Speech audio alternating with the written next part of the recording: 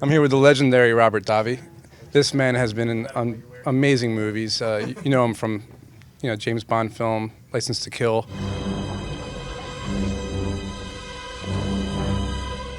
I want you to know this is nothing personal. It's purely business. Killing me won't stop anything, Sanchez. See you in hell! You know him from the Goonies. All the people in the audience, then this was horrible. All the people started getting sick and throwing up all over each other. I never felt so bad in my entire life. I'm beginning to like this kid, man. So tell me some of the your most memorable moments in movies that you've been with, countless directors and actors you've been with. Steven Spielberg is one of them, and so many others. Who are your most memorable and most favorite actors and directors you've worked with? Phew, I know it's a long list. That's a big question. Let's say top three. Top three. I mean, there's so many, and then you leave somebody out and you feel bad about that. There's always a piece of everything that's interesting, no matter who you're working with. It could be the worst director or the best director. There's always something, even a good film or a bad film. It's all kind of like, to me, it's about the process. I don't kind of analyze, like people say to me, what's your favorite song? There's too many to kind of like, That is tough. they're like all, what's your favorite child? You're five. You could have a rapport. You could have a different rapport with all of them. You could say, I feel closer to this, but you love all of them. You know what I mean? It's a difficult. It's a tough one. Yeah. So that's a question that I don't want to. Yeah, there's. I mean, the list goes on. I've I got 100 and some odd films and stuff. So we'll say Just all did of a them. film How about called that? The Iceman. That was fun with Michael Shannon and Ray Liotta, Ariel Brahman that just came out. That was so. I'm half Sicilian, half Napolitan. Sicilians don't talk about themselves. You know what I mean? So I'm very close. Like my father was a very silent kind of guy. He didn't talk much. I had to find out everything about him from other people.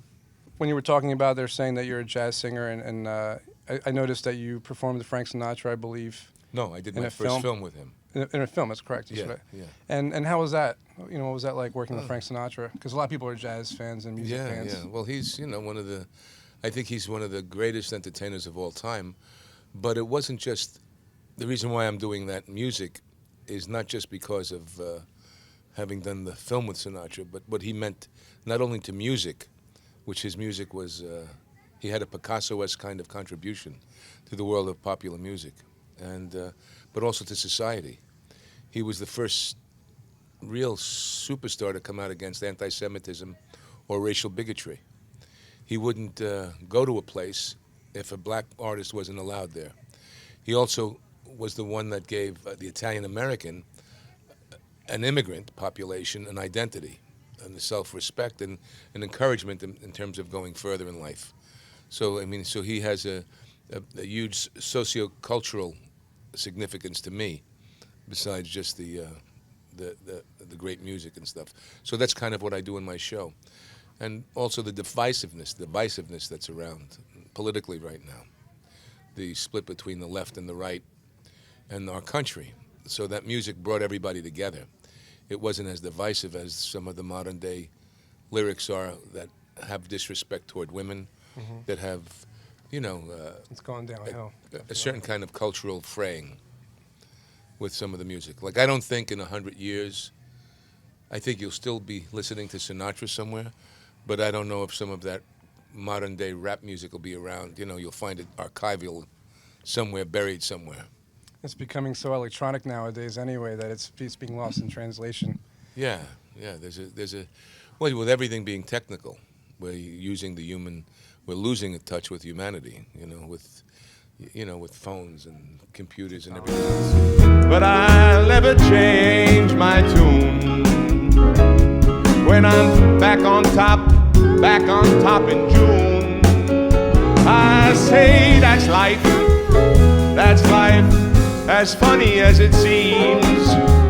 Some people get their kicks stomping on a dream, but I don't let it get me down, 'cause this fine old world keeps spinning around. Into technology too much? No, I'm very into technology. Yeah. Cool. So do you use social media or anything like that? Sure. Yeah. I'm sure you see it with your children, so. You gotta be. I mean, no, it's part of the communication. But you can't deny progress, or different tools. But at the same time, you don't want to leave what has worked, or it's like, I hope people still paint in oils someday. You know what I mean? I hope that doesn't go out. So you still want to be able to be up with the times. It depends on what your That's actually a good point. Painting with oils. I was hanging out with some friends recently, and one of them had to write down something, like maybe a birthday card or whatnot. They really could not write. It was that bad that they're used to typing all the time. So well, they'll write in that text messaging kind of stuff. Yeah, they're used to a typing. shorthand. Yeah. Do you have any more advice for any budding actresses or actors or filmmakers? I'm a filmmaker as well, and just people that are trying to break out the industry. It's harder now than it ever was to get known, because of the fact that anybody can make a movie and anybody can be an actor with technology. And studios really are only putting out what they know works. Well, it's not harder, it's easier. What's harder maybe is the sustainability. It's easier in that there are so many opportunities for people to do their own thing, because it's not as expensive as it was. And because of, like you said earlier, technology has enabled the distribution process to be open to everybody else. So if it's good, it'll be found.